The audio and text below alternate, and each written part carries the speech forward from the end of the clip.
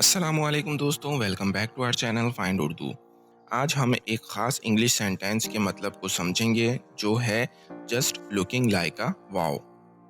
इस लफ्ज़ का उर्दू में मतलब होता है बस देखने में जैसे एक हैरत अंगेज चीज़। इसका मतलब है किसी चीज़ को देखकर आपको लगता है जैसे कुछ ख़ास है, कुछ ऐसा जो आपको हैरान कर दे।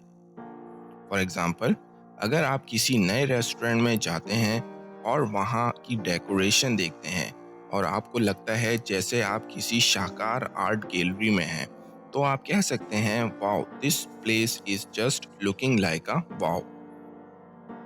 आई walked in to the party and saw the decoration, it was just looking like a wow. मैं पार्टी में दाखिल हुआ और सजावट देखी, वो बस देखने जैसा था जैसे वाओ।